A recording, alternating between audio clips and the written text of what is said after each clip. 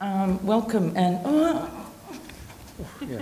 don't think I can do that. It's a bit early for that. A bit early. We'll just get those lights down a bit if we could. Yeah, and yeah, welcome everybody, and thank you for actually waking up and coming in, because it's lucky I did. And this is a panel that has been produced by Documentary Campus, and Documentary Campus has a partnership with Sheffield DocFest, and we produce industry panels with international flavour. So this particular panel, called New Form, Old Tricks, Digital versus Traditional Storytelling. Well, yesterday we all sat around and discussed this, and we're not sure we're actually going to come up with a resolution. So we're going to do a lot of audience participation on this. And I have a very interesting panel here. This is Katie Metcalfe over here. She is from Short of the Week. Floore Deroose is from Zoom In TV. Kerr is from Storyful. And Andrew Buchanan is from No Fixed Address. Is that Correct. okay? Yeah, that's fine. Yeah, okay. So what I'd like to do is I'd like to start off by our panellists talking a little bit about where they come from, what they're doing, so that we can then, after that, get into a bit more of an interactive conversation about what we think is innovative in storytelling today, how and if actually digital storytelling is any different to traditional storytelling, as in television. So I'd like to start with you, Katie. If you could tell us a bit about yourself and let me know what clips you want, because I'm the tech person, yes. Or one of them. So I've been a contributor to Short of the Week since February, so I'm one of the newest members to the team. I'm also a short film programmer for Sundance Film Festival, so I used to use Short of the Week a lot in the past just to keep a track on what's going on online. And I like to think of Short of the Week as being like an online magazine for short film. So as you can see, the way the website's designed, it's really easy to search for films. So you can, if you're looking for documentaries from Argentina, you can put in those fields. And the way we look for films to feature on the site is partly through going online and just scouring the internet and seeing what's out there and what's interesting. And we're also open for submissions. For $29, you submit to the festival and you're guaranteed feedback for your film you're guaranteed a response within 7 days. If your film is not selected for Short of the Week, then we will provide like critical feedback explaining why. And if your film is selected, then we'll write a review of the film and speak to you about when you want to release it. And we have a really active and engaged audience who love to share films. So that was one of the big bonuses of having your film on Short of the Week. We probably get about 10 submissions a day and about a 6% ratio of selection. And Katie, on your website, there's a lot of story written. We are doing story is written everywhere. Yeah. Not to mention that story that Short of the Week is also saying that, you know, our content is innovative, new ways of telling stories. So we're going to come back to that soon and have a look at some more clips from you. Yeah. Just give me what is story as far as you personally are concerned? Well, we have sort of 4 keywords we're looking for when we watch a film, and they are relevant, unique, emotional, and entertaining. But ultimately, what's important to us is story and emotional connection. And by emotional connection, I mean a reason to care. A reason why we should care for the characters, why we should care for the story. And in terms of, we're interested in new characters and we're interested in new types of narrative and using new techniques. And I mean, I use that in the most broad way. It's sort of, I think I can speak on behalf of Sundance as well in saying that we're just looking for films we've never seen before, stories we haven't seen before. We're looking to be surprised.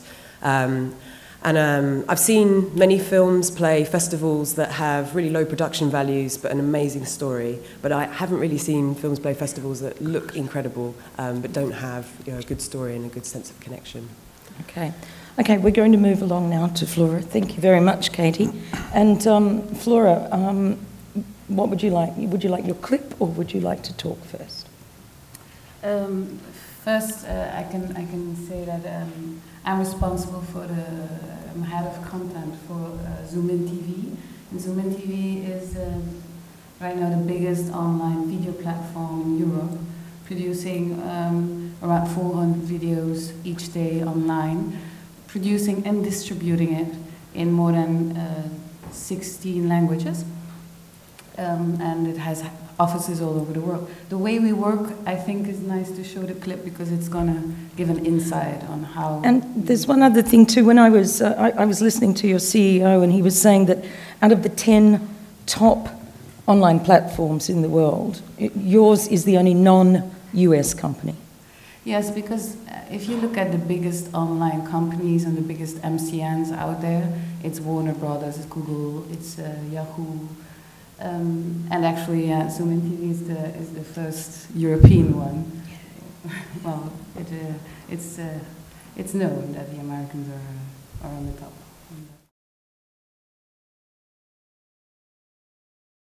Floore, just a little bit more about it's very popular looking. I mean, that's a very popular, glossy promo. You have a number of stations, though, don't you? It's not just... Can you just explain a little bit about the platform?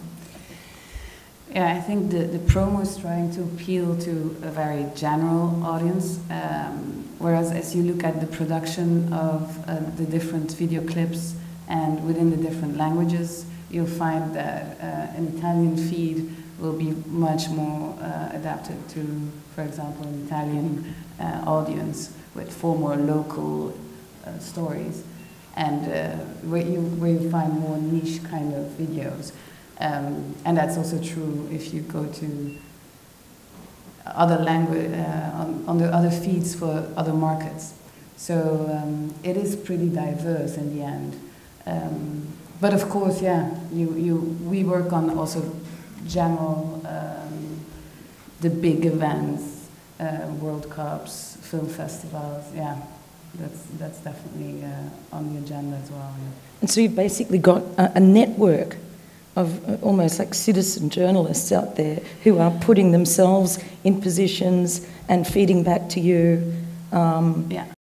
Okay. So what we try to do is we try to have as many people connected to our network, and we try to, through them, we try to get access to more unknown stories. So, I think it's important to know that Zoom In TV came from more a distribution company to a production company worldwide, and we used to work with agencies like AP or Reuters, which was actually boring at a certain. I mean, yeah, we found that people were not so interested anymore in the traditional news agency stories. So, why is that? I think because it's not very unique and they dictate the news agenda. So I think a lot of people don't find themselves reflected anymore in the importance that they put on certain events. You know, it's something just, when I think of documentary, long-form documentary, and we really try and stay away from issue-based news, but it seems to me that there's this sort of shift going on in the digital world where news and from these news stories, it's growing upwards to you guys actually going more long form. Is that right? There seems to be some sort of a paradigm shift happening here. Yes, I also see that this happening. Yeah, definitely. And it's also the development within Zoom In TV. If I see what we are covering now and what we were dealing with 4 or 5 years ago. So tell me about story from your perspective. I think from the perspective of Zoom In TV, we look for stories out there that give another perspective on what to change people's mind, basically. You want to surprise them, you want to be unique, and you want to add, you look for added value. There's so much out there, and people have not that much time anymore to kind of go and click on every headline. So we scroll through things just to find something that will trigger our mind. So a story needs to give you a perspective that was unknown to you before. And just very briefly, you have a very interesting background in that you have an anthropological background, and you did actually work in traditional broadcast. Yeah. And I just want you to give us a line on why, you know, what is your sort of deep involvement with story? Because you mentioned ancient Greece, and that you can actually speak ancient Greek. Well, I can read it, but I cannot. That's good enough for me. Yeah, this came across while we were brainstorming, because I think having a background in classical language, ancient Greek and Latin, and thinking back of the Greek mythology, I think it's always something that feeds me and inspires me. And in those moments that I'm thinking, what are we doing here? So it's just, yeah. Yeah, so I mean, that links back to story and like those basic things that it's, even though you're now working in Zoom in TV, which is obviously, you're still going back. But I think we're still confronted with gods or people we look up to and people we look down to, and you know, this fact that we are reflecting ourselves in others, and we go through tragedies and comedies and what all the ancient Greek describes, and the Buchanan eating raw dog meat, and I mean, it's all out there. So yeah. Thank you. Anya. Anya is from Storyful, and Anya is actually journalism is her background, and she's bringing it into a digital world in a very unusual way. So I'll pass over to you. Good morning, everyone. Yes, my name is Anya Kerr. I'm managing editor of Storyful. It's the first social media news agency in the world. We've been in existence for 5 years, and as Ruth just mentioned, my background is journalism. I spent 8-9 years in what we might now call traditional journalism, so working for the biggest newspapers, broadcasters in Ireland, in the Irish Parliament. And I had a moment back in November 2010. I was in a diner near Times Square when up on the ticker it was announced that the IMF had arrived in Ireland. And for me, this was a seismic moment in my country's history. I was the chief political correspondent for the biggest selling newspaper in the country at the time. But I realised that the conversation couldn't be owned by tomorrow's newspaper or broadcasters. The conversation was playing out online amongst communities, amongst my colleagues and friends. And it was that moment for me that I realised as a journalist I can no longer control the first draft of history. And I came back from New York after standing for a very long time in Times Square thinking about that and thinking about our role as storytellers, and came back and I contacted Mark Little, who at the time had just set up Storyful. And really for the last 4 years we've set about trying to answer the question of, when everybody is a publisher, so when everybody can take out their phone and take a video, take an image, compose a post, so everybody is a publisher, everybody can share content, how do you find the stories worth telling? That's the question that motivates us every day in Storyful. And we're probably pretty unique as a company in that we're in the privileged position of being able to build technology, so proprietary tools, match with journalists. So you go into any of our offices in Storyful, you've got product guys, engineers, developers sitting beside journalists every day in, day out, trying to figure out how can you mine the entire social web at large to find the stories worth telling.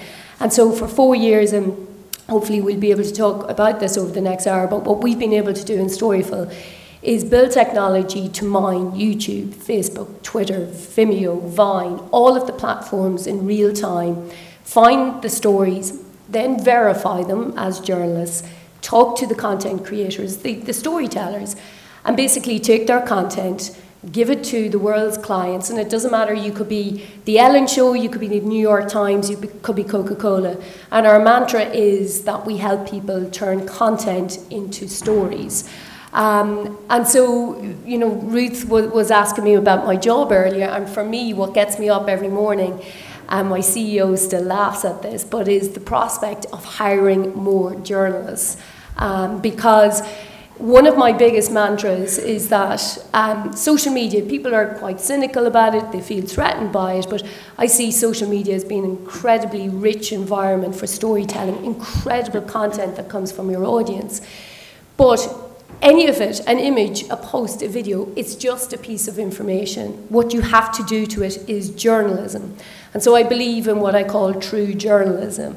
You still have to get journalists, storytellers, documentary makers, researchers to make sense of social, to add the layers of data, add the layers of storytelling, always answering the questions who, what, where, when, how, why.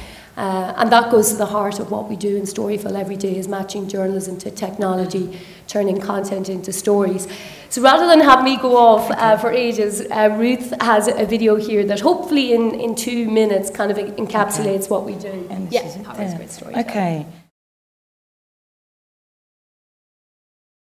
This way of authentication seems, so that's something you have actually developed, so that the software, so that you can actually do all of this. Yeah, so we have a team in Sydney, Hong Kong, London, Dublin, Atlanta, New York, a team of journalists, and we have a very strict protocol, whether it's a post, image or video, that there are 3 things our journalists have to establish. So let's say it's a video from let's say streets of Ferguson, Missouri, where you've had protests for months, or it could be a weather event, or it could be just a shark or cat video of the day. It doesn't matter what it is, there are 3 things they have to ascertain, and that's date, source, location. And when you go to a journalist at any one time in Storyful, they're moving from checking to corroborated to confirmed. Well, how do you get to confirmation on those 3 core things? Well, again, the protocol, there are 3 things we have to do. The first is what we call a digital footprint analysis. So in the business, we talk all the time about scraping. So you might find what you think is the original video on YouTube. In fact, however, it was uploaded originally on Facebook. And what's happening all the time, every day, all day, is that people are downloading content, re-uploading it onto other platforms, and it's called scraping. And it means that people are being caught out all the time on copyright. They're also being caught out where people are repurposing content. We see this particularly in areas like Syria, Gaza, where it might be years old content. It's been repurposed, though, to try and make a statement that this is today's events, and it's all just part of a propaganda war. So for our journalists, digital footprint analysis is the first thing they have to do, which is going through somebody's social platforms, all of their social profiles, to see, does it make sense that this person has just uploaded a video from outside City Hall here in Sheffield today, because what have they been uploading on Instagram, on Twitter, on YouTube in recent weeks? So trying to build a profile, does it make sense that they are in Sheffield?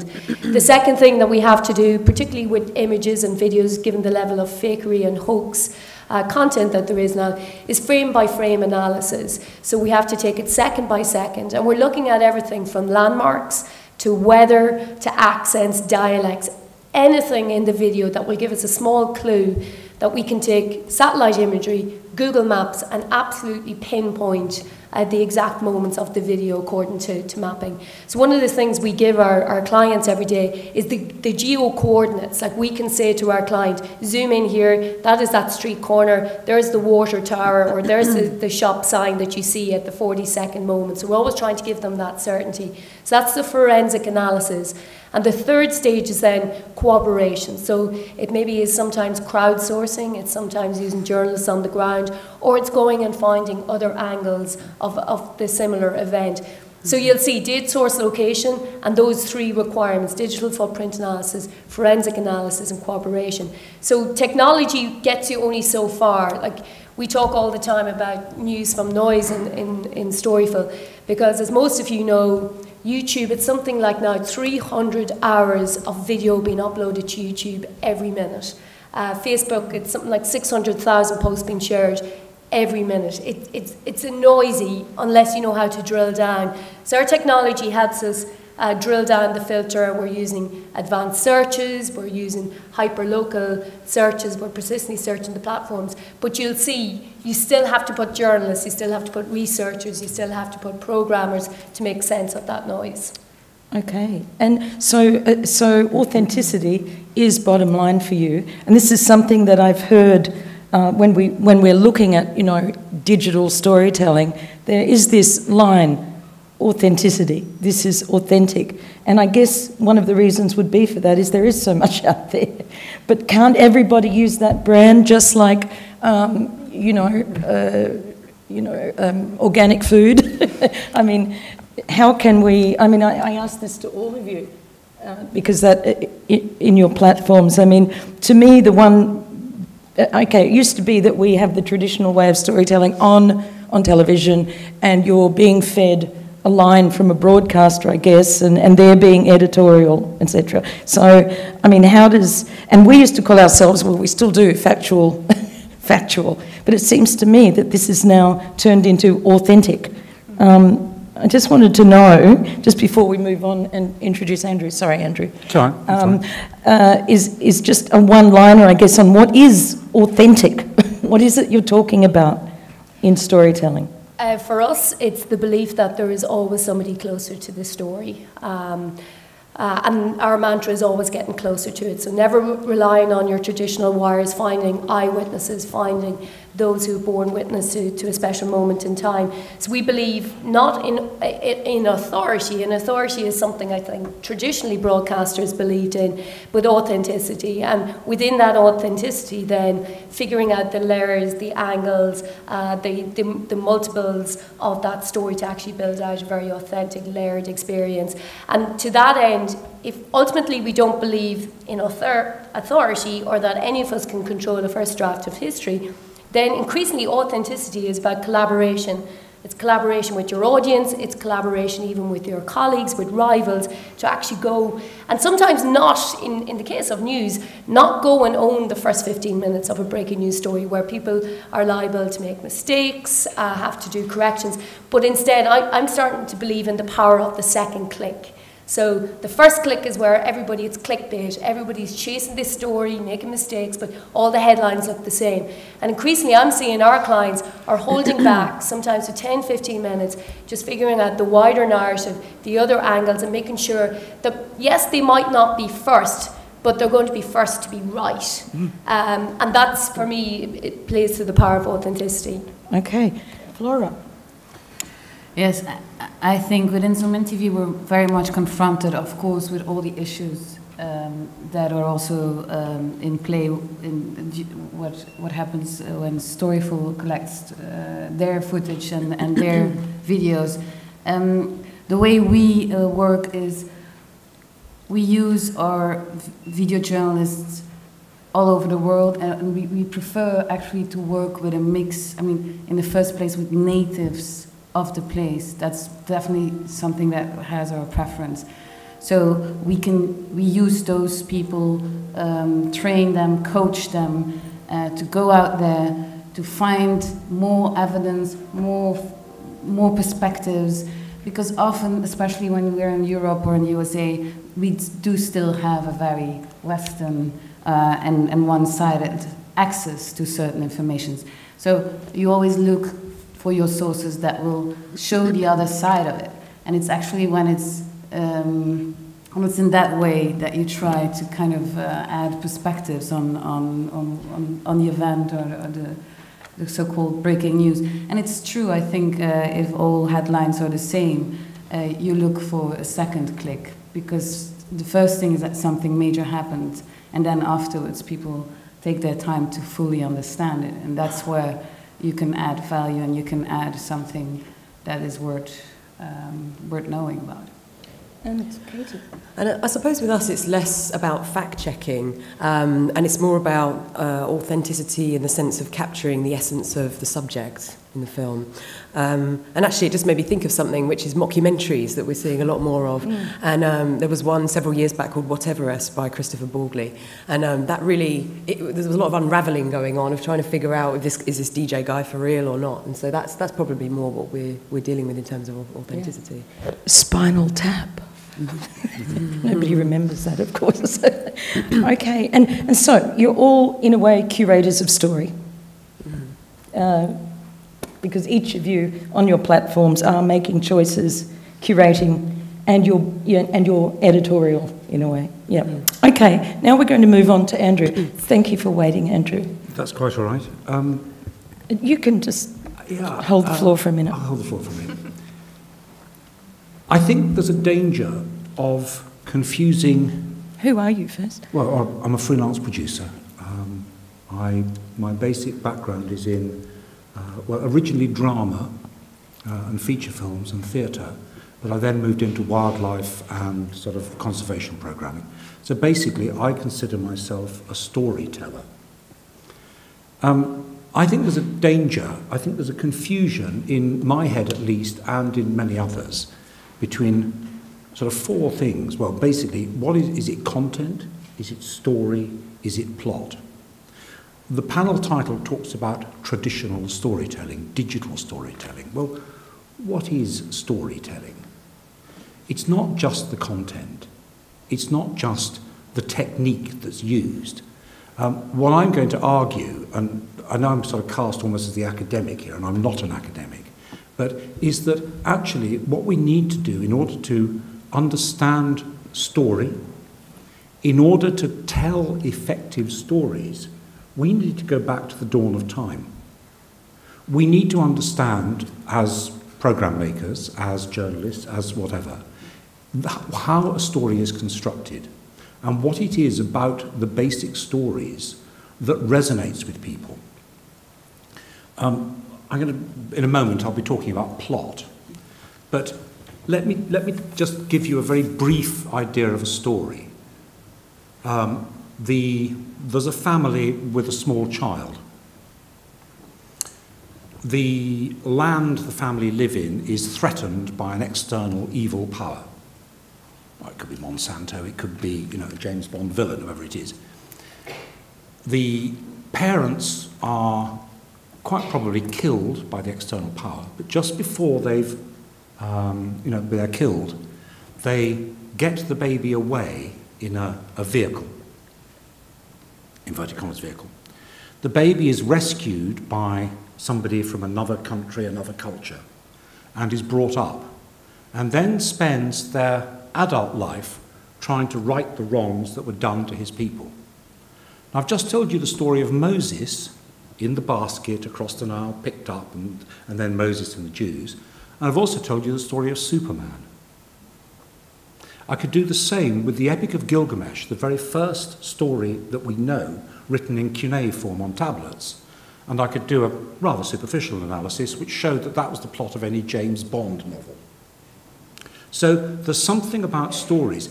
It's thought that the earliest rock art in Australia, and possibly elsewhere, is actually, it's not just rock art, it is cues to help traditional storytellers tell a story in the right order. And there's something, I think, very important about telling a story in the right order, getting a story in the right elements in the story, or as many of the elements of the story, to make it satisfying. Think back to how, if you've got children, how they love stories, how if when you were a child, you loved being told a story, and how if you got the ending wrong, if the wolf, if the three little pigs got eaten, rather than the wolf, got burnt up, however that story goes, your child was hugely dissatisfied. That story was not complete. So now I'm going to actually show you a PowerPoint. Okay. Okay, here goes. Let's see if I can do this. We have a PowerPoint. Okay, don't worry, there are not many slides. So what I think we need to do internally in our heads is think about plot. In other words, the structure of any story that we're telling. So what is the plot that we're telling? And, by the way, how many plots are there? Can I have the next slide, please?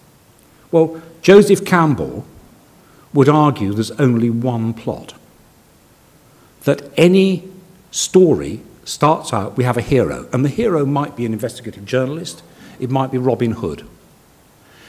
There's a call to adventure, to go out and find out about, a brothel in the, outside Las Vegas. And so you go on, you go through, something happens, it may not be supernatural aid, but somehow, you get introduced to somebody, you could argue that Bear Grylls ascending Everest. You know, that's many of the elements that would make a satisfactory documentary about Bear ascending Everest would be there. You'd need the challenges and you know, things going wrong. You'd need some sort of transformation. You'd need a high point where it's about to go wrong, and then he comes through, you know, and returns. Doesn't have all the elements, but it's still a journey. Interestingly, I'm told, though I can't actually correctly fact-check it, that the first time this drawing was actually shown was in a Disney story discussion. So Disney, back in I think the 1960s, I think it was actually using the monomyth, the hero's journey, as a way of analysing whether the plots of scripts and of films they were looking at actually conformed to that archetype. Okay, moving on. Well, there may well be 7 plots. This is heavily based, and I'm not a Jungian, and if there are any Jungians in the audience, please don't quiz me on it. But this tome, 700 and something pages, is a man called Chris Booker's life work. And what he argues is actually that there are 7 basic plots. And again, many of these don't necessarily pertain to documentary, but I do think it's important that we as program makers, as storytellers, understand what these plots are. So let's take tragedy. Well, I mean, it's blinding obviously. It's Macbeth or it's Scarface. You've got the villain, you know, and what happens is we slowly watch the villain spiral down, you know, into darkness before he's finally defeated. We've got comedy. Well, our hero and our heroine are destined to get together. I've kind of used this sometimes in a wildlife show. You know, we've got the young female cheetah and the young male cheetah, and suddenly, you know, the things that go wrong, you know, that stop our two lovers meeting, and in the end, there's a kind of whole load of cascade of effects, and they get together and they all live happily ever after. And so that's possibly any Jane Austen novel for Janeites amongst us. Rebirth. Well, that's tragedy, except Macbeth realises the error of his ways, and it turns out with a happy ending. Voyage and return. Oh, rebirth, that's probably Christmas Carol, if you think about it, as well. Star Wars is possibly rebirth. Voyage and return, you head off into a magic land with crazy rules. You know, again, this goes back to the Campbellian monomyth, you know, and you've got to, you know, you've got the craziness helps you return more mature than when you set out. So basically, that's probably Alice in Wonderland. And I know somebody maintains that Finding Nemo also conforms to Voyage and Return. The Quest, I think The Quest actually is the one that really is a documentary one. You know, The Quest, we learn of a great, the MacGuffin that we need, that we desperately want or need to find. Now, the MacGuffin could be information. So actually, you set out, you go and find, and you need to find it, you set out to find it, and then you return with the treasure, the information. Rags to riches, the Quest, what have we got? Oh, Holy Grail, Watership Down. And I would argue many sort of police procedurals where they're looking for information, and many documentaries. Rags to riches, well, that's your Cinderella story. I've never seen Wreck-It Ralph, but I'm told that conforms to that one as well.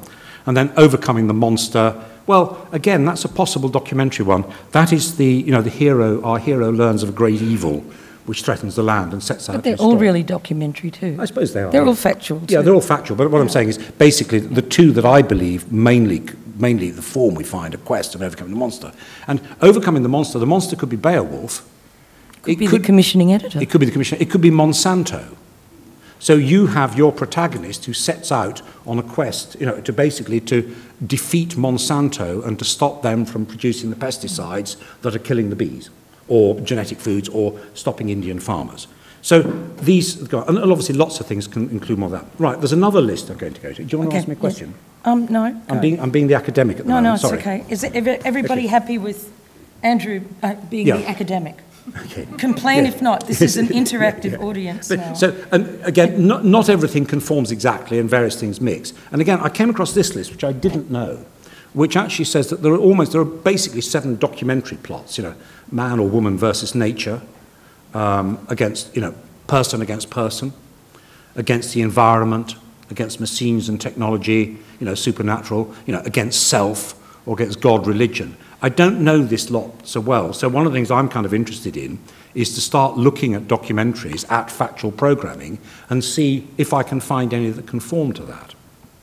So, you know, I suppose what my argument is that we may be telling stories in short form. We may be telling stories with new techniques. We may be attaching GoPros to skiers or elephants or, you know, barrel bombs, whatever it is. I don't know, whatever it is. Sorry, that's horrible. That's horrible, but you know what I mean. But, you know, whatever it is, but nonetheless, unless we as program makers actually think about and understand the nature of a proper story arc, those stories will be unsatisfying. Right. That's it. Yeah, great. But tell a chronological story, but not necessarily in chronological order. That's just get out of my my top.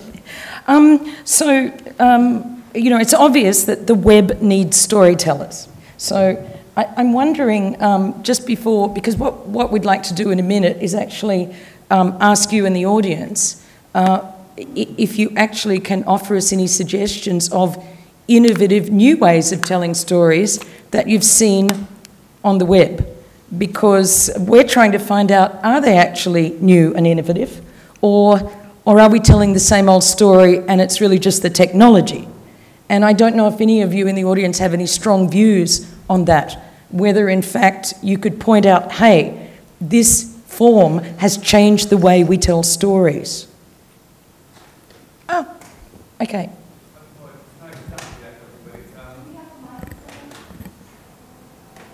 Yep.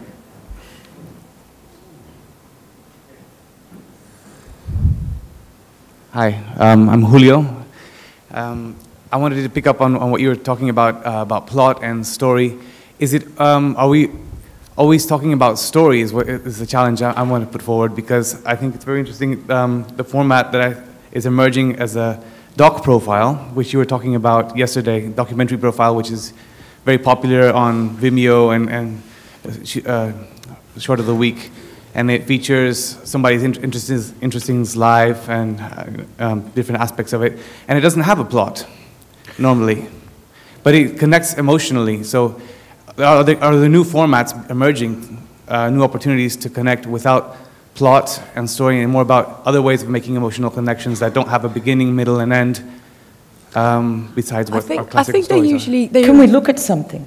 Is there something in this list that doesn't? Is it and? The and, it's not really a profile doc, not in the sense that I was thinking, not in the sense that I was mentioning yesterday.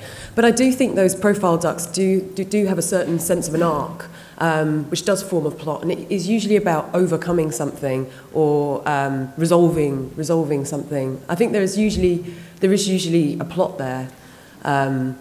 It's not. Are we overvaluing that plot though?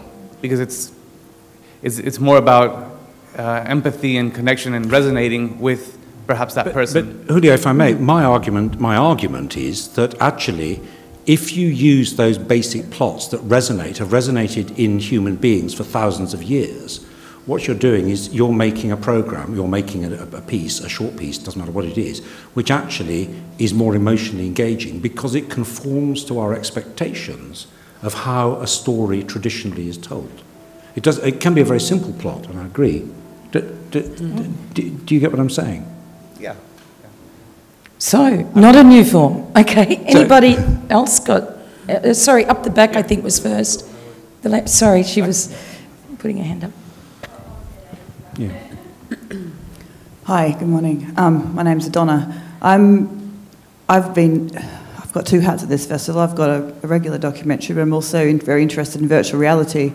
And I've been to a lot of the talks, and one piece in particular is a piece over at the Site Gallery by, I'm really bad with names, but it's a piece which is using original police recordings of a crime scene, and it's been reanimated as, you know, to make you feel like you're really there. So I'm not sure if that's exactly what you're talking about, but it is available, you know, you could download that online. And the point of the storytelling answer to your question is, it's not really like telling a story from beginning to end, but it's an experience, and because it's such an immersive experience, it's all about the emotional feeling, and I think that's even more powerful than telling like a 60-minute documentary about that. I learned more about domestic violence in 8 minutes than I would have watching a whole documentary about it. Could you argue that actually what's happening is you as an individual are going on a quest, you're going to search for information, you get the information in any order, and you come back enriched, informed, whatever. It's still a quest. You are the story. You are the story, but it's still a story. So, It's yeah, still a plot. I guess. Mm-hmm. It doesn't matter what order you do it in. Yeah. I mean, that's a simplistic I think analysis. the other thing but, about yeah. that is that technology, if we look at IMAX a number of years ago, it is a spectacle. We walk in there and go, wow, wow, wow. Eventually people wanted story. And they wanted story because it's like, hey, this is just a technical spectacle. And that is the evolution. And somehow it always ends up that once people get used to the technology, they want the story. Yeah, can I just say, I mean, when I worked for IMAX, we had one of the problems we had was, as filmmakers, was that we realised that what was happening was, because the tree was so big, people were actually doing their own close-ups. They were deciding what to focus on. And we as filmmakers, we like the idea of directing where people want to look. And so we had huge sort of discussions about how we actually, in IMAX, make people concentrate on particular areas. I left the company before we resolved that one, but nonetheless, again, that was a threat to us. Mm. Sorry to interject. Actually, that's what I think. This is almost like overcoming the threat. This panel. So I've just this man here. What was the name of that piece? Yeah,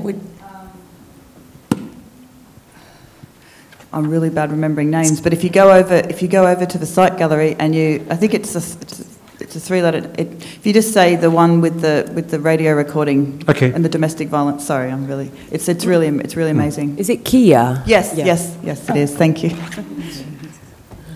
Okay, this gentleman down the front here. Hi there. My name is James Bailey-Smith. I'm a DOP and filmmaker. I've just moved to Bristol, actually, and I'm trying to get in with the Natural History Unit, and I've actually been commissioned to make a series of films to go alongside a bigger production that they're doing. So they're doing a series on migration, animal migration, and I've been commissioned to go and do some human stories about the Gwich'in people who live in the Yukon, because they use the caribou for like they have 150 different uses for the caribou. And so I'm thinking about this a lot because I have to go and make these later in the summer. And I just think it's a good example of how the BBC are trying to kind of merge the two. So you're having traditional hour-long commission sort of content, and then there's kind of web content which is going to sit alongside it. And I just was interested in the panel's opinion on the short versus long form, because it strikes me that short form is kind of has its home on the web and long form is TV, but obviously that's converging now. Is storytelling different in short form, in long form, or do all the things that you've been talking about apply? And are you guys sort of seeing longer form content working, or does short form still work best for you? Well, with Short of the Week, we don't tend to feature films that are longer than 30 minutes. When you say long form, what sort of length? Traditional storytelling in terms of documentary, TV, hour, versus stuff that works on the web. But it seems that like Vice are doing longer sort of stuff, and there was this kind of like consensus that things on the web have to be short, but I'm not so sure that's really the case anymore. I guess not necessarily, because if you think of like TV episodes of a series, like a lot of them are hour-long episodes, and I suppose you get into that sort of culture of binge. It's more of a binge-watching kind of scenario. But I mean, the thing that's I always feel is most important for films online, they can be long, they don't need to be short, but the important thing is you've got to engage the viewer within that first, well, if it's an hour, it really has to be that first 5 minutes. So it has to get going, and the pacing and delivery has to be fast. As opposed to sort of, we were talking yesterday in another panel about in the first 15 seconds for a short. Yeah. Yeah, for an online short. I mean, that's my challenge with these short films. I have to kind of grab the audience and start the quest in the first 30 seconds rather than the first 5 minutes. You know. But I think personally that those kind of conventions still stand for short stuff. But it might just be a soundbite rather than a scene that kind of launches the story and that type of thing. And it's still about making the story satisfying, making the story, that yes, it's about conveying information, but it's about, basically conveying it in a form which people find satisfying. Floore? Yeah, I think it's a big challenge now for producers to get their productions distributed and actually kind of make sure that you have a lot of viewers out there that will actually watch it. And at Zoom In TV, because we have so many platforms, and we work on 2,000 different digital platforms, we really look for what works. And it's true that the short form was the only thing online, because long form would not work. But this is all changing. So now I think it's about researching where is it going to be distributed, and then how I'm going to be sure that people in that environment, that particular digital environment, what form they need, and then adapt to it. And then it can be hours, or it can be just short clips, but once you grasp them in the attention within that environment, you can play afterwards with any form. It can be an hour. Yeah, I would just add, I think you're right, there's no really hard, fast rules on this now, and I think traditionally we've had a habit of assuming younger generation are only going to watch short clips, and I think Vice News, for one, has blown that out of the water with long-form, authentic narratives. And I think what we have to kind of try and get our heads around is just providing a deeper experience, so that you could do short form, you have a long form option. And I think when you look at Wall Street Journal, for one, to my mind, has done some extraordinary storytelling around this. Borderlands is one project, if you get a chance to look at it, where you're coming in, you can watch some short clips, you can go down and have a deeper immersive storytelling experience where it becomes interactive around maps. You can watch interviews, there's Vox Pops. You're talking about more multimedia projects. Yeah, it becomes much more multimedia. But I think that word of a deep experience, I think, is where you're going to see the two worlds collide, yeah. Just before because that works in beautifully with actually showing some multimedia and talking about how digital may not have changed story, but certainly probably the form in which we are telling stories. Yeah, there's one here too. This lady here first, and then. So I'll take these two questions and then we'll move on. Thanks. This for me? Oh, okay. Yeah, hi, I'm Ulrika. I'm based in Sweden, and I'm thinking about the digital storytelling. What it has opened up is also a field for storytellers with a slightly different agenda. And I'm thinking about these kind of right-wing, xenophobic, nationalist websites sharing and spreading stories and news for people who are not interested in anything else. And when people choose where to get the information and get their stories, they can just choose to only get these stories. And we, as broadcasters and storytellers, how do we deal with that people actually select the dark stories only? And that's how their perception of reality in the world and the news, that's all. And we can't reach them. And I think that's quite interesting, just to hear what you think of, especially Aine and Floore, maybe. Yeah, one of the things we try to do day to day, and I hate to use a cliche, but my boss came up with it years ago, which is offering people a diet of cake and broccoli. So you come in every day for the broccoli because it's good for you, but you stay for the cake. And what I meant by that was that our company, for one, was born out of the Arab Spring, so very graphic material, breaking news material, where we ended up realising there was a huge appetite, you know, in a recession-ridden world where terrorism has overtaken our news agendas, was to give our clients something back that was the bumper at the end of the bulletin. So leading with the breaking news graphic event, but you would have the viral cat video, or just, you know, we've talked a couple of times today of emotional content. And one of the ways we've changed our approach in terms of, so that clients and people are coming in and not just feeding off that diet of dour, somber content, is to rethink our taxonomy. So I used to always look at content and always think about it in terms of geography, location, or vertical. And now we're actually going back to our archive, and it's 5 years old at this stage, and starting to think about a taxonomy around emotions. And to see, can we actually get the audience to engage differently with content? Can we get clients, newsrooms, whether you're a brand, an advertiser, or the New York Times? And I think that's where we have to rethink, to your question there, is how do we rethink how we're actually producing the content? And for me, I've yet to find a taxonomy in the world that we actually start thinking about content and emotions. Maybe you guys have come across something different, but that's one of the challenges I have this year. But these are, you're really saying that there's a lot of people choosing to look at dark stories, and is that? I'm sorry, not just dark stories. It's more that if your world is that there's a threat, and yes. the threat comes from Muslims, you're not going to consume stories that tells you otherwise. You're not going to look at any other website. And that, you're not going to go to any other and that source. really is going to be your, yeah. But surely that's human nature. I mean, yeah. And we can't. Yeah. Well, I mean, that's the freedom of the web. I mean, and that's what we're talking about now. Yes, yeah. Basically, basically, we've opened Pandora's box. Yes. Maybe I can. Yeah. I can add something to this from Zoom and TV perspective, but again, not all publishers like it that much. I mean, what we used to do 10 years ago when we started, when Zoom and TV was starting with thinking how do we distribute our video content, we did basically what you said about giving the broccoli but also the cake. So you give the popular content and then you lead them to what you think is important that people know or that can challenge and trigger their thoughts. But a lot of publishers, I mean, there were newspapers in Belgium that didn't, because I stepped in first for the Belgian desk, that were not happy because we brought a news fact on the extreme right-wing party winning the elections, and we were not allowed to bring that.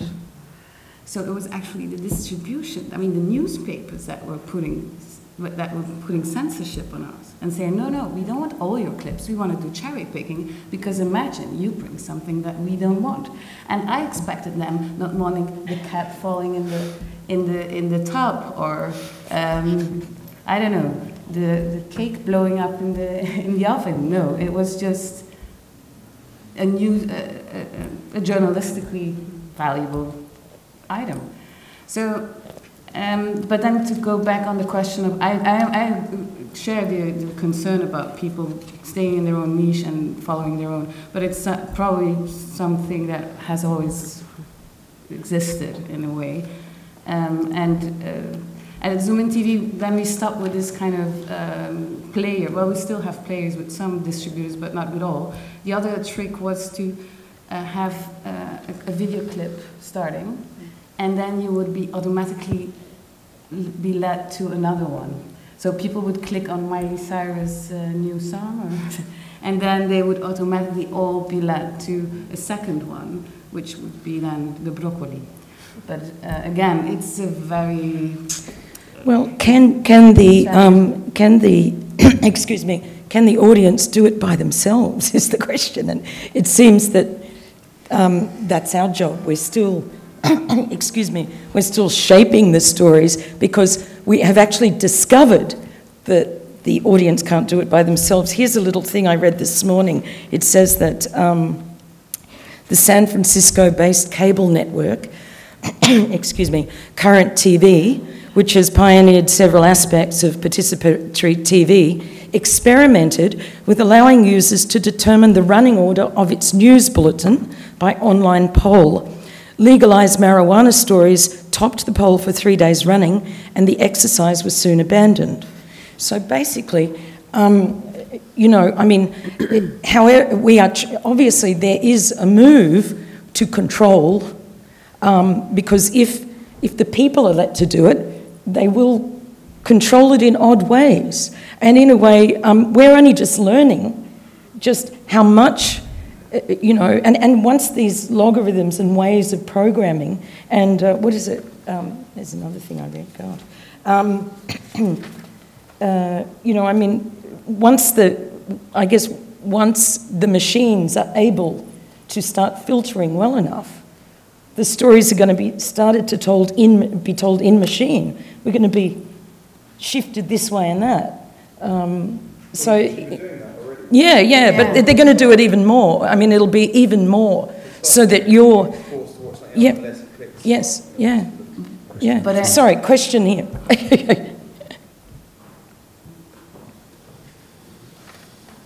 Hello, my name is Negar Zoka. I'm a French documentary traditional storyteller.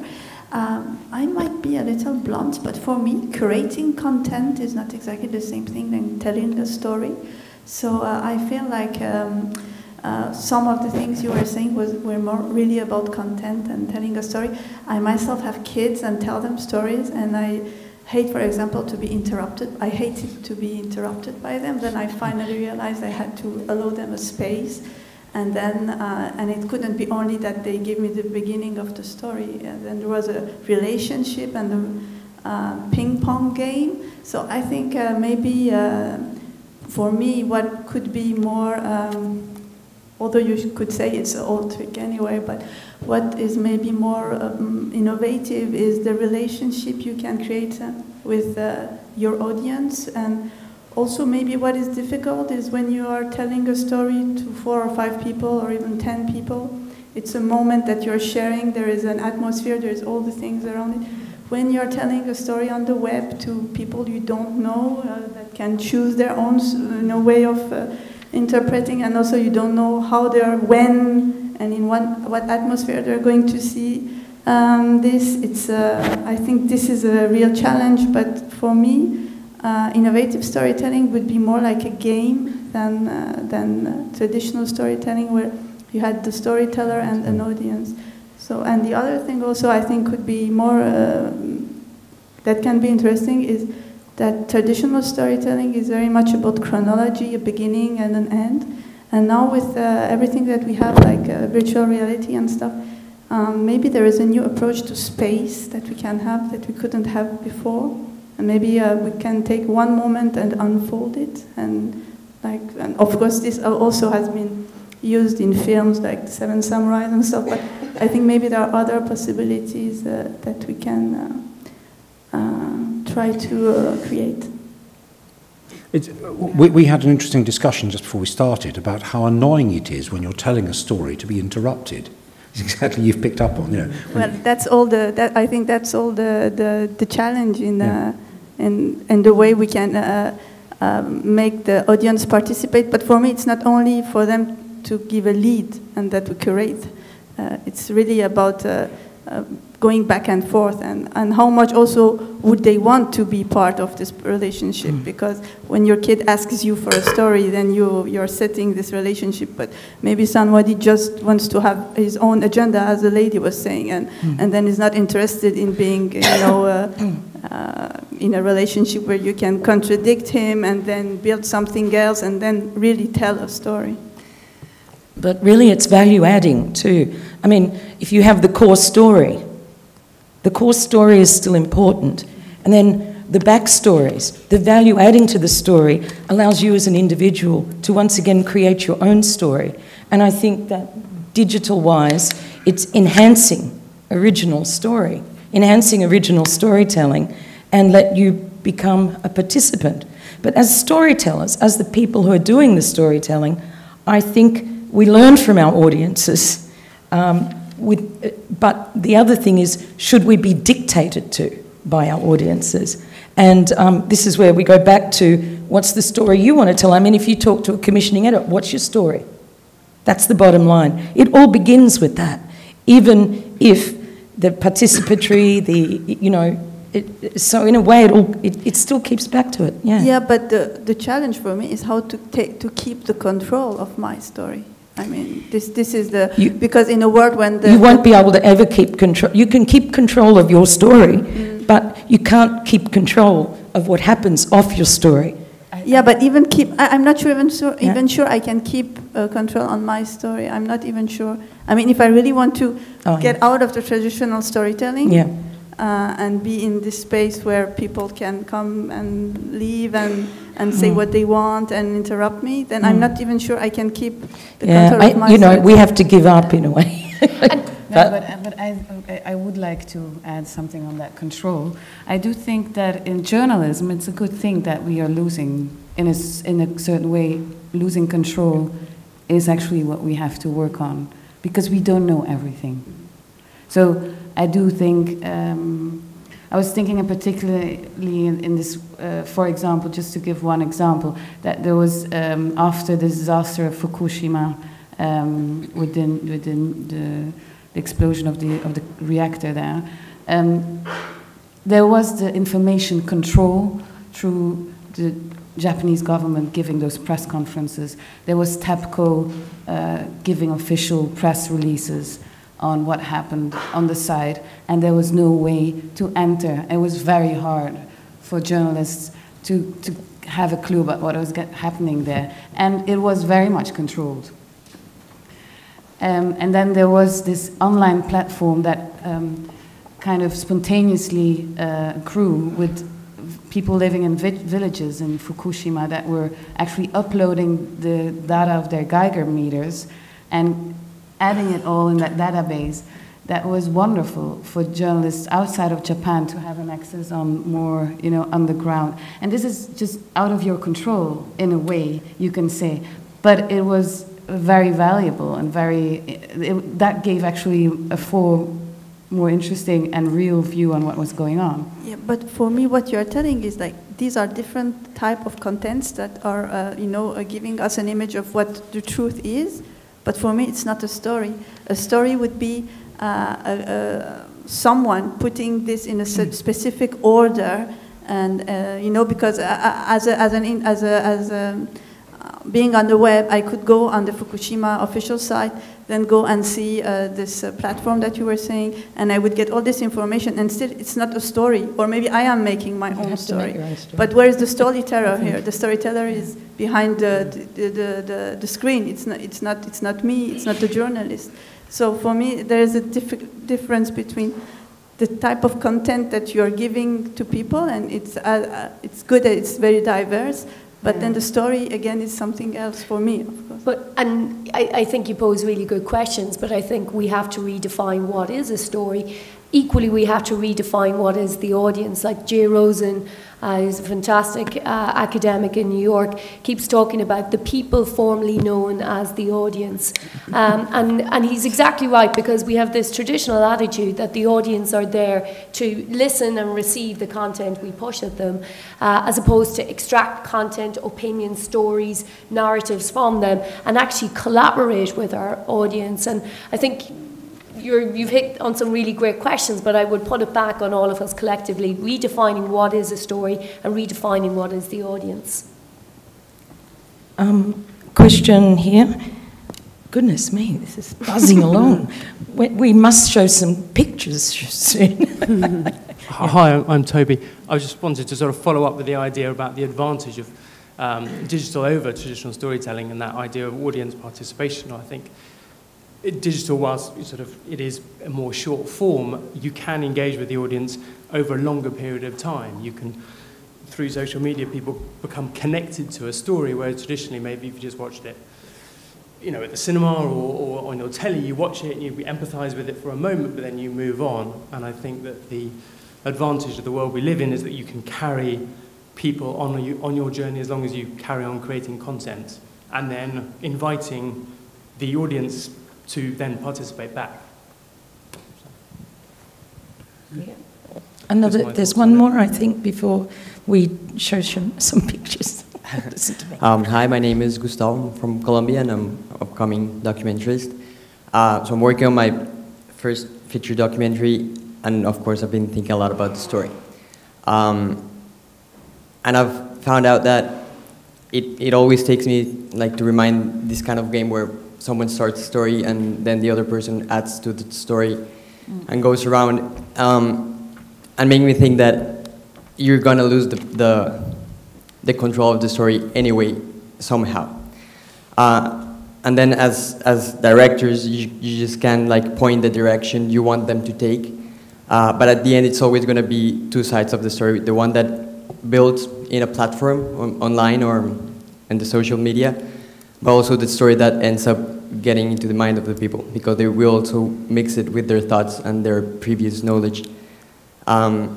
So yeah, it's just basically to argument that you will never have the final say on the story or the final control on it. And I guess the thing is, there's a signal to noise ratio in digital. How we on television, it's like, well, you watch this film, it gets some marketing, whatever. But we were talking about the noise and how you push through that noise with your story. Yeah, you can basically just like lead them and try to make them choose what you think will give them the good information or the good connections, but not really force them anyhow. Yeah.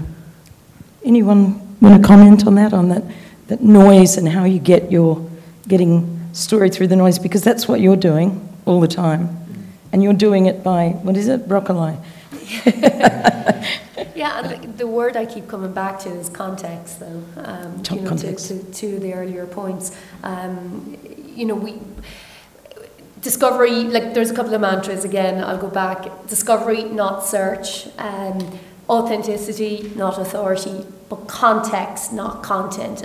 We obsess all the time about content, but unless you're going to put context around that noise and provide something of meaning to your audience. And again, I use that word audience, but I think for all of us trying to figure out how do we get beyond the noise, how do we get our piece to be shared, to be viewed, to be talked about, it's to really understand, well, what compels, what is people's incentive?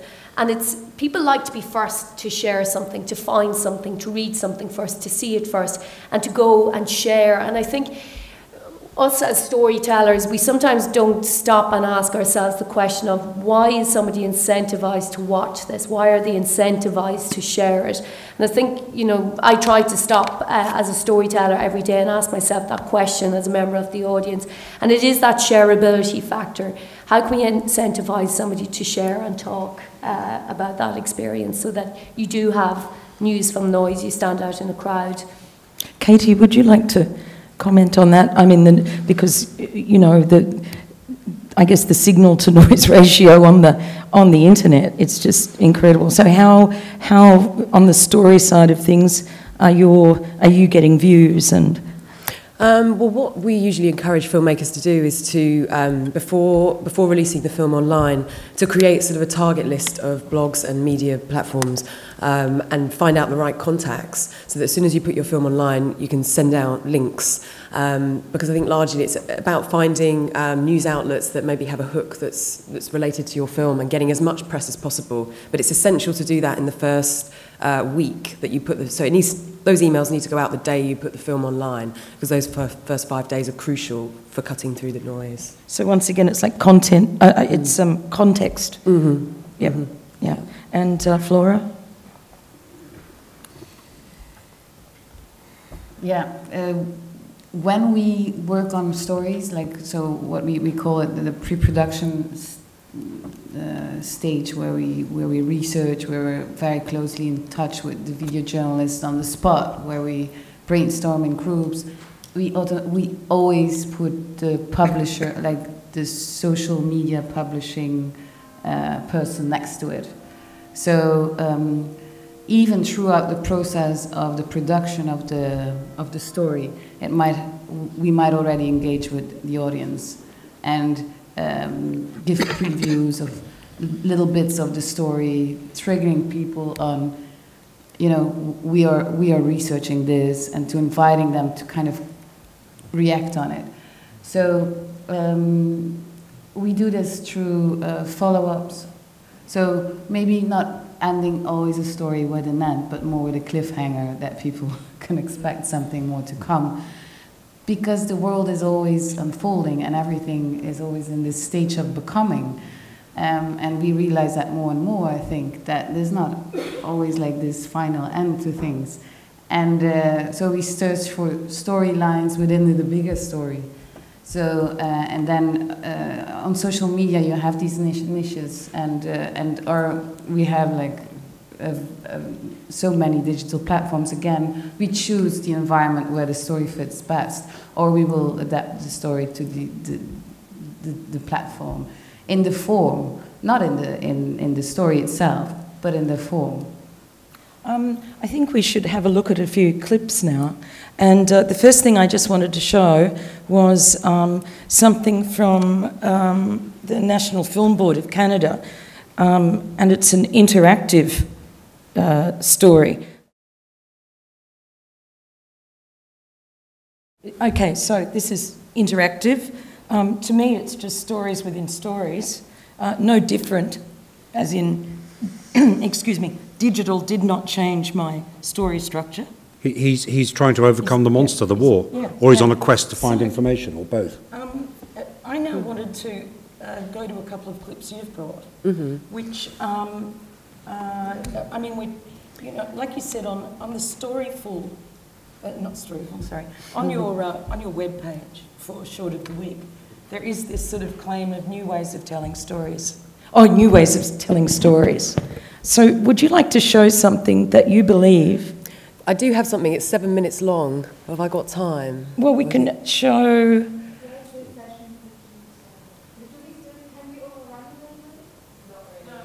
No, we can't. Okay. What should we do then? Show a bit of it? What's up?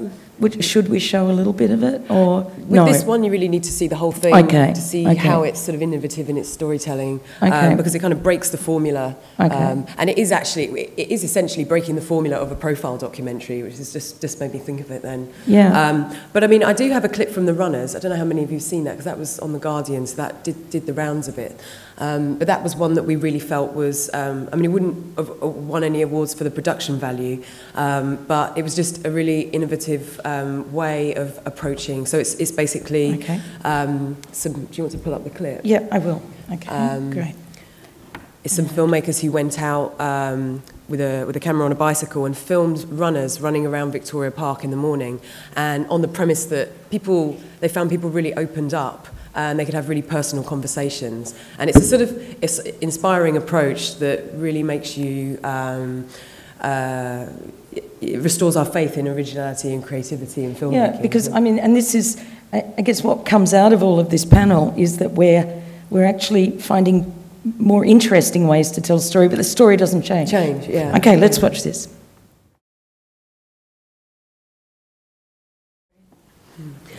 Yeah.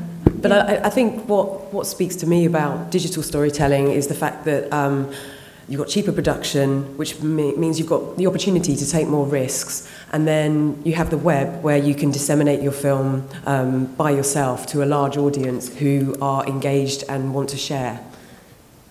And for me, that would be the difference between digital and traditional storytelling. Yeah. So obviously, I mean, you can just go, your technique, you can, in fact, it's an opening of the mind rather than a fear of actually leaving the old way, because I mean, stories are the same. Floore, would you like to sort of sum up how, because, you know, you come from an anthropological background, we were talking about this. So, well, the parallel between maybe my my background in visual anthropology, where in the field you use visual means to research how people think of their environment and how they think of the things they do, is that actually visual means can help you also in the work I do now open up. Because if you communicate with people not through words but through images, they will react on something, or they will see something in the footage that I didn't see. So sometimes I would kind of share with the video journalist that is Indian or Chinese, and we do speak a certain level of English, so you do communicate. And I think you understand each other to a certain degree. But then, for me, an interesting way to discover new things is just simply saying, have a look at this, you know, you send me this, what do you think is the most important moment or the most important object in that footage? And then sometimes they come up with things that I would never expect and would lead to a certain story. So, and in this way, I think that's typically, I mean, that you can consider kind of anthropological way of doing your research. But it's true what you said about in the digital age. The fascinating thing in the digital age is because it's so cheap and access to people becomes so much easier, access to technology. I mean, you can really experiment and try things out, and that's what we do. So not every idea comes into a story, but there's a lot of experimenting, and then you try one thing and you bump up onto something else. And so you have much more the chance of discovering, definitely. So that's exciting. And it leads to, I always tell people in the office, experiment with a story, experiment, and don't be afraid to go off track. Just get lost a little bit as well. You know, don't be afraid to get lost in the woods. You know? And Anya? Yeah, I'm going to play a 30-second video in a moment just to kind of speak to some of the points I was making. But I think all of us recognise storytelling has changed, certainly for me in the news industry. It used to be satellite vans, particularly when it came to wartime storytelling, people standing on hotel balconies talking about events hundreds of miles away, not being able to go down into the war zones. And now our sources have changed, and I'm going to show you an excerpt in a minute that shows war in real time from two different sources. You're seeing cameras attached to the tank of the Assad forces, and you're also seeing the Syrian rebels on a rooftop. And what you're going to see is a tanker exploding. You're going to see it from inside the tank and that perception, but equally the rebels on the rooftop who actually fired the missile across the T-72. And it's just that you can see this is first-hand real-time war, and this is the level to which it's now gotten to where our sources are uploading this on YouTube in real time. So there you have two sides, two different perspectives, and that is the power of storytelling now. Within minutes of that event, we had gotten the footage from rebels and the footage from Syrian forces, put it together, give it to the world's clients, and you suddenly then have something that is very authentic. And again, it's back to that thing of getting closest to the story in real time. Andrew, a sum up. I'd like to show you a clip. Not just yet. I think what's clear is that there's differences in techniques, there's differences in things, in availability and so on, but who remembers these? Who remembers this stuff here? Where's it gone? Film. Okay, well, I've just done what I think is a first-person quest for information. For full disclosure, look at this, look at the size of the image on that. That's a pretty small sensor. This was actually developed in tea. Anyone interested in caffeinol production, talk to me later. Just show this, but what I argue is basically I'm telling a story here, and it's about a search, it's about a quest, a search for information. So there we are, Super 8, still telling a story. And that's part of, like many people told stories. They were all given that, Oh, we're finished. We're finished. Okay, I'm really sorry. The lights are flashing. The horses have left the barriers. You can talk with people outside. We didn't finish on the broccoli. We finished on the burnt bread. Yeah, the gingerbread men. Thank you, panellists. Thank you so much.